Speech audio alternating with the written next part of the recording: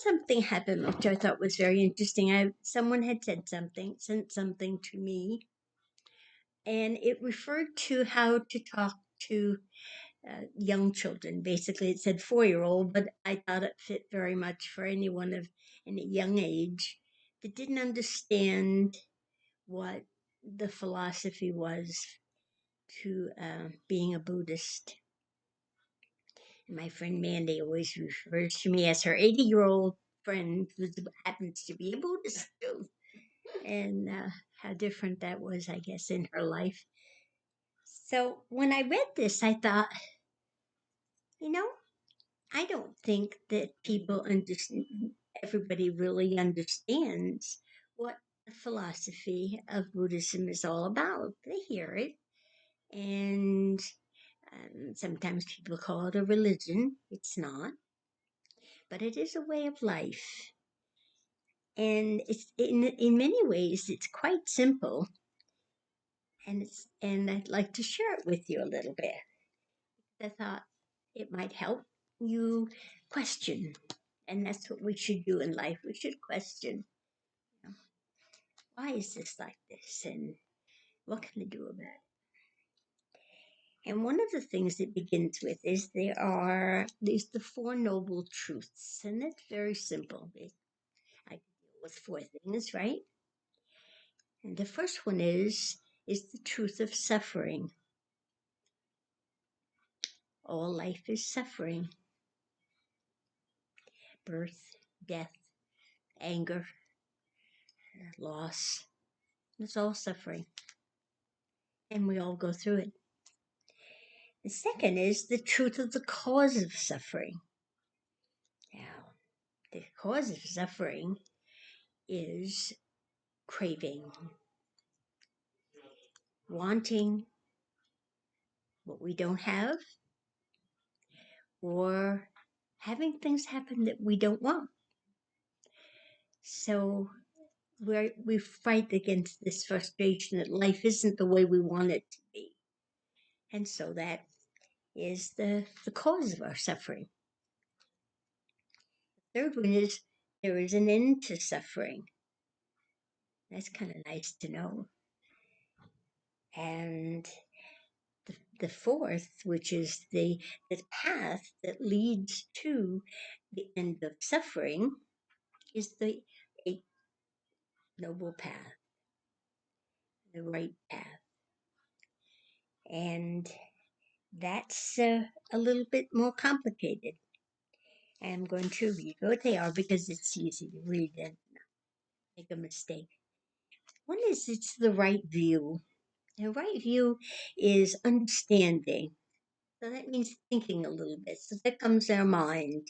We have to be understanding and thoughtful, and we have to think about things. It's right intentions. It means that we really want to do the right thing. We want to be better. We want to be more understanding. And second, the third is right speech. Now, I did one on the power of words because words can be so damaging or they can be so wonderful. And someone says to you, gee, I like that coat you have on. I like the way it feels. It's so soft and fuzzy. It makes you feel good. You know, complimenting people is always a good thing to do. Right actions is after we've thought about things and after we've said the things we need to do the right things. And that takes a little bit more effort. That's our behavior. Is right. This is my favorite, right livelihood. I used to think that that was the biggie for me, that that's where I was good at because my husband and I cared for children lovingly and we taught them to be caring themselves. And I said, watch a little 2-year-old go and get a tissue for another little friend that was crying and feel just that sense that I was able to pass on a positive thing that a little 2-year-old could identify and put into practice. That was good. And that next is right effort, which is number 6. Well, it's one thing to want things, but it's another to put the work into it to make it happen, or at least to get closer to it.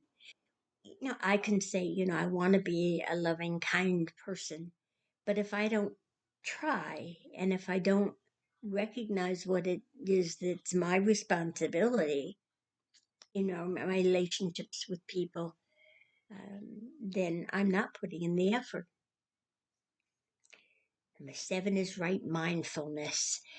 We talk about the fact it's so important that we recognize that this moment, this thought is what I have. This is being in the now. This is today.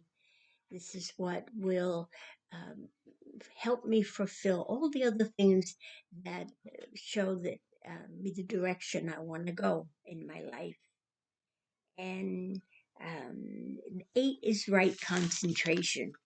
Well, that's where meditation helps a lot because if I am thoughtful, if I can shut my mind off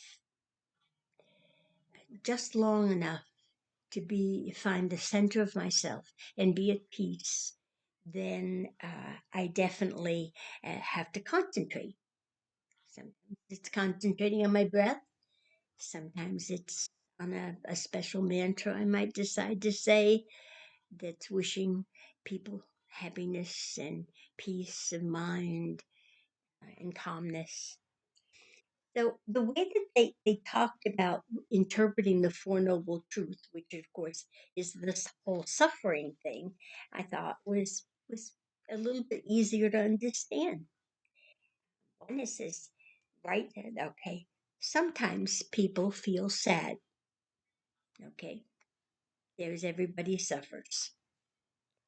Sometimes the things that make people sad is not getting what they want or getting something they don't want, which is how I managed to explain it even for big people. 3, there is a way not to be sad about not getting what you want or getting what you don't want. And the way to do that is to think, not think so much about what you want at all. Don't think about it. But instead, think about how you can be kind, how you can be helpful to your family, to your teachers, to your friends, other people, animals, bugs, and everything that lives. There's the end of suffering. There's the doorway to the Eightfold. So, anybody that's curious about Buddhist philosophy, there's loads and loads of written material. The library has lots of books on, and it's interesting. There also was a big article, big letters on the front of New York Times many years ago, probably good 30 years ago. And in it, it said, there's room for Buddha in all religions. And I love that. I thought I saved it for the longest time because the same philosophies that you learn in the church or this taught you are also the ones that are very much expressed in these very simple guidelines in philosophy. So I hope that fills you with a little bit of knowledge today you didn't have and makes you curious.